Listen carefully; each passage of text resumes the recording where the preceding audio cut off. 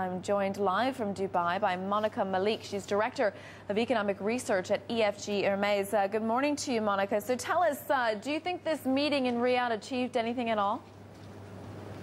Well, good morning. I think it was important. It was the first time that the GCC countries, or the 4 GCC country members, met as the Monetary Council. This is the forerunner of the Gulf Central Bank, the joint central bank that they need to set up for the common currency. Now, they're just at the beginning of the integration, harmonization process.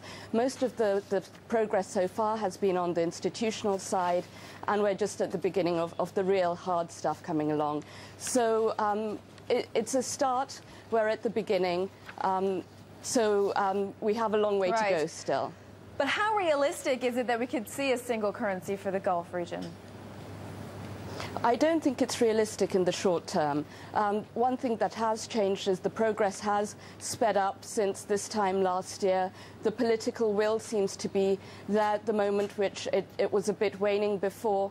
So this is something notable that's changed.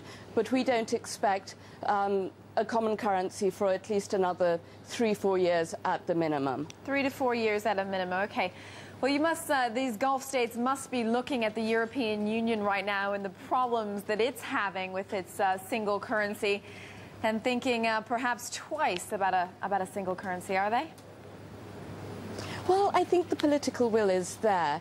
I think one key, progress that has been made is there's a lot more talk about the technical harmonization. And I think the Eurozone, the difficulties being felt there, is central to that.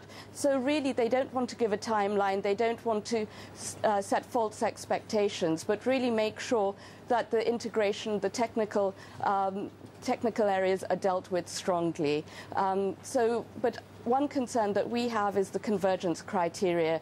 In the GCC, it's based on the Eurozone one.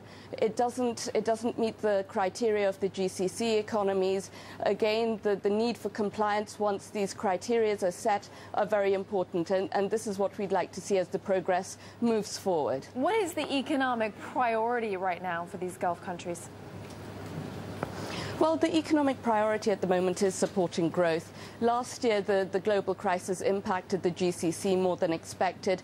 Much of that was linked to the withdrawal of domestic credit. At the moment, GCC countries, especially our top picks, such as Abu Dhabi, Qatar and Saudi Arabia, are really pushing ahead with their investment programs. So that is central for their economic policies at the moment. And which countries are you most worried about right now?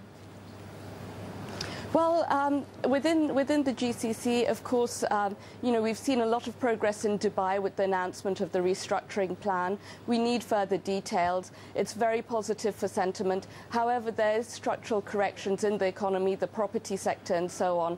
And we expect there to be a weaker growth in Dubai versus the other GCC countries, although the developments over the last week have been positive, especially on the visibility and transparency side compared to previous comments made before. Statements and policies. So these countries all peg their currencies to the dollar.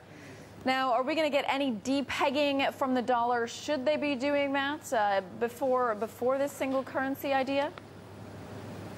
At the moment, the rationale for currency reform is weaker than it was, say, 2 years ago when we had high inflation, we had dollar weakness, and part of this inflation was domestic with the rental prices, but part was certainly imported.